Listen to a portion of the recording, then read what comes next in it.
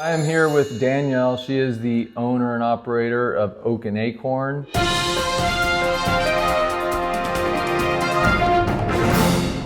We're right here in downtown Omaha.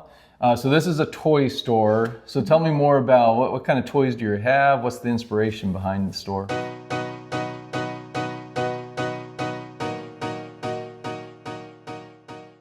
So Oak and Acorn, we are about a year old. We're actually celebrating our 1-year anniversary this weekend.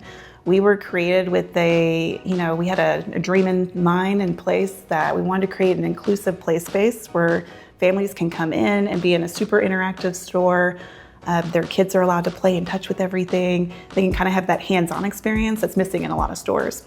We sell a lot of wooden toys, eco-friendly, handmade. We sell a little bit of everything from books to clothing to toys itself, and even little fidget toys too. Yeah, it is a very cool store. There's lots of video that'll be here for everybody to see. And what's the name of the building you're in right here again? So we're actually located in the Flatiron Building, which is a historic building downtown. It's even in the shape of a flatiron, so it's very unique in itself. Yeah, it is a very cool building. So starting a small business, no small feat, obviously, and starting one that's anchored around your own experience as a parent makes it even more difficult. What pushed you to start the leap to kind of start the business here with Oak and Acorn? Well, Oak and Acorn is deeply personal to me. As a mom and a parent to 3 autistic children, I know how lonely and isolating it can feel as a special needs family. And we struggled with finding toys that were not just fun, but also meaningful.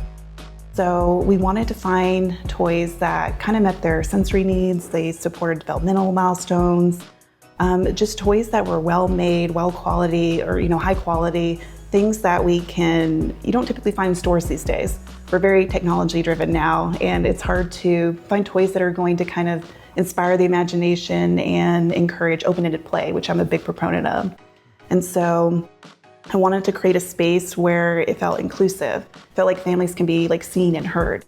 So I created Oak and Acorn. It's just a small business. We're not a franchise. Even the name Oak and Acorn itself, the idea behind it is, children are the acorns. We're trying to help them grow socially, emotionally, physically through play. So they can grow up to be these big, strong, oak trees. So that's where the name came from. And hopefully we've already done this, but hopefully we've created a space where families feel safe. Yeah, and so when you say open-ended play, Yes. what do you mean by that exactly? It just means when you think of open-ended play, you think of creativity and imagination. What's going to spark your imagination? Not just toys that light up and are just gadgety. More like toys, if I give you a bunch of blocks or I give you this, what can you create with it? What imaginations are your kids how is it going to inspire their imagination to create something even bigger and better? We just want to encourage that type of play because it's not a big, because with technology and everything, it's harder to find that type of play around these, sorry. Yeah, no, you're fine. I was like, ah. Yeah, you're definitely right though. I think this is a very unique spot that I haven't seen anything like around here. Yeah, we wanted a store where it was super interactive, so parents can come in, they can actually touch and feel themselves, and the kids can play in the store. I don't think there's a store that you can really do that anymore. We don't mind if kids create messes. We're a big proponent on encouraging kids to play. Parents don't have to feel isolated from bringing their kids into a store because we offer that. Yeah. We're here, myself and my employees, we're here to help clean, anything up. We want kids to feel safe. We want parents to feel safe. We don't want them to feel isolated, like they can't bring their kid into a store anymore. Especially as a neurodiverse family, I know how hard it is and challenging it can be to bring your own kids into a store. So, I like that. Yeah, thank you. So a lot of unique toys here in the shop. What's your process when you're picking the toys that are going to go on the shelves here? Well, I think the actual process of selecting the toys is super fun. I never thought it'd be fun to shop for toys all the time. It's definitely the best part of the job, I feel like. The process behind it, the question I ask myself is, will this spark imagination in my own children? Is it going to provide a sense of wonder? So I try to look for toys that will do that, but also that are eco-friendly, handmade, high quality. So we have a lot of wooden toys, we have a lot of eco-friendly toys. Will it meet the sensory needs of children? So we have a variety of sensory products and toys as well. That's why we have a little bit of everything in our store. It's because there's not just one toy that fits all, and that's just the idea we have with our store is you should be able to find something for your kiddo, and there's something for everybody, and we love that. And then our inventory is always changing. We kind of watch the kids play in our store. We get feedback from our customers, and we kind of change our inventory based on that. What do we see kids playing with? What's fun and exciting to them? What is something, and I think you'd be surprised at what kids end up playing with. Oh, yeah. Since we're very sensory driven, we have a lot of open sensory bins, not just in our play space, but also the store. And kids will come in and play with that. And I think parents aren't used to their kids playing with sensory items. So it's fun to see that and to kind of give them ideas on how we can encourage that sensory play at home as well. All you need is a cardboard box. I mean, and we do sell cardboard playhouses over there too. Are you serious? All right, so we are both veterans. I did Navy, you were Air Force. So how did your time in the military influence your job, your business here? I think my time being in the military, it's really made me a more disciplined and more resilient person. I think everybody who's served in the military can attest you have to be those two qualities to be able to last in the military. But also you tend to carry those values over into your personal and your work life as well, outside of the military. It's made me a more disciplined individual because I run a whole store, so I have to be a little disciplined. And then I hope, it's made me a good leader to my employees as well. But I think the biggest thing I took away from the military is like that sense of community. I want to keep the spirit of that and bring it into the store, and that's why this whole store just has that sense, and hopefully the community sees that and they want to kind of make this their little hub of where families can hang out, get together, and just carry over that sense of community in all aspects. Yeah, and you're still a military family because your husband's still at Offutt right now, correct? Yes, he is. We are close to retirement. Yeah. But he does help a lot with the store as well. He's also a co-owner. So he comes in on, his days off, or, he's always dropping inventory, unfortunately. And I have him as the brawn for the store. So he's dropping inventory off. He's helping customers as well. He's a very social person. So it's been fun watching him interact with the customers and the community as well. Yeah. So for all the parents out there, especially those raising kids with special needs, finding the right toys can be a game changer. What kind of feedback have you gotten from families who shop with you? Honestly, I think that's been the most rewarding part of this job is receiving feedback from our customers. It's so fun to watch them come into the store and light up. I think even as adults, we can appreciate, the sense of like joy and wonder from playing with toys. So we've had the best feedback though. A lot of parents have told us that this is the store they've been looking for because we are so unique and we offer something so different to our customers. So the feedback has been absolutely wonderful. We get so excited watching, our customers like outside the window peeking in. We tell them to come in and, come play and join us.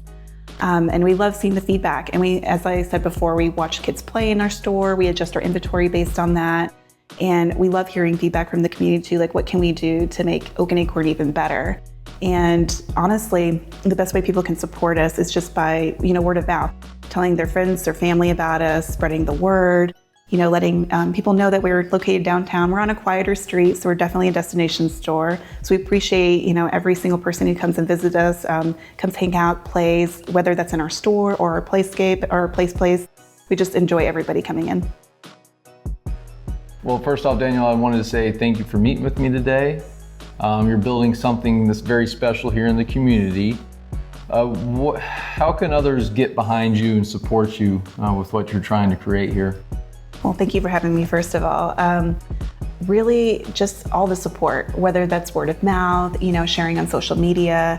We have big dreams for Oak and Acorn. We're really excited to kind of expand that dream and to see what we can create. We've already added on to Oak and Acorn with our playroom that we're sitting in right now, where families can come and hang out, just provide that safe place that we were talking about earlier. And really, the best way people can support us is just telling everybody they know about us.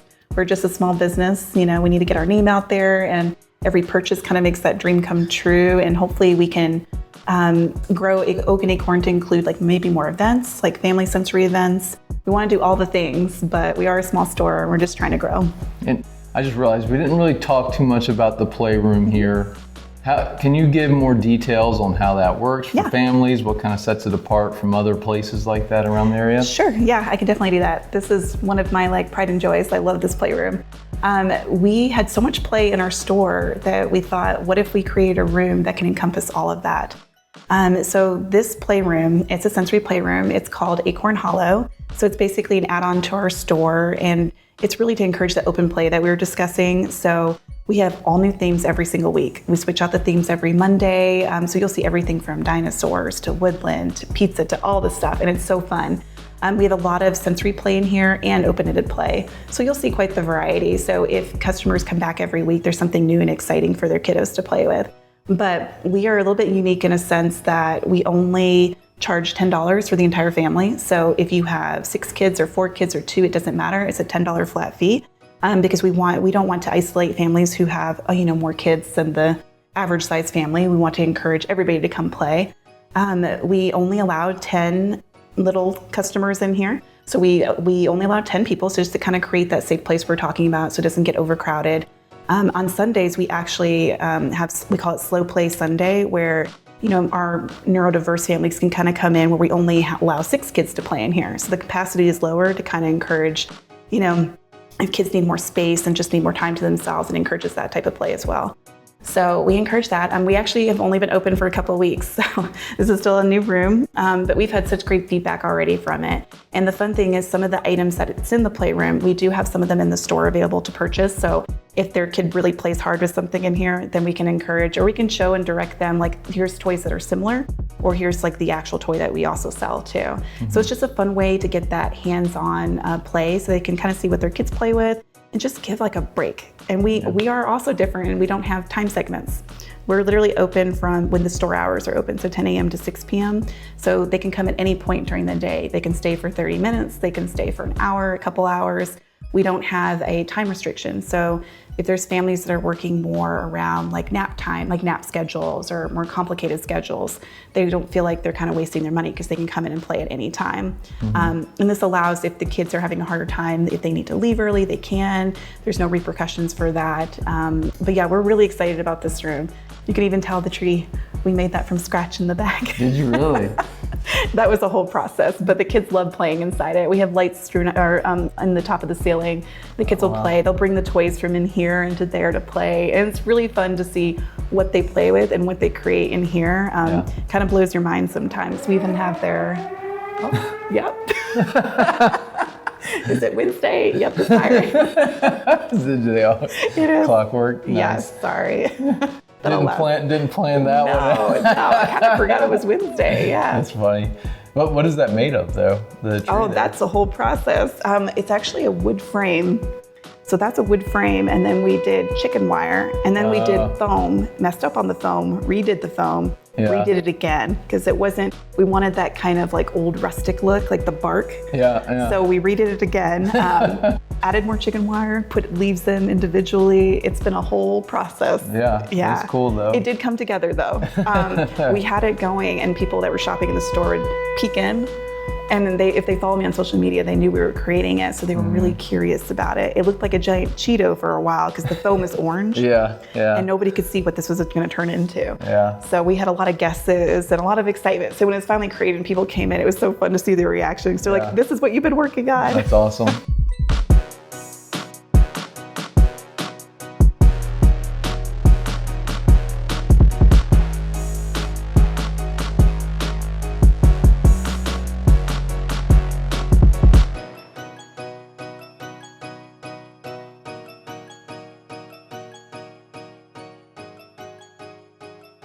If you need help buying, selling, or leasing a home, I hope you remember my name. I would love to get the opportunity to earn your trust and confidence. Call me on my cell at 402-600-3006 if you would like to be featured as one of my upcoming guests and share your story in a future video.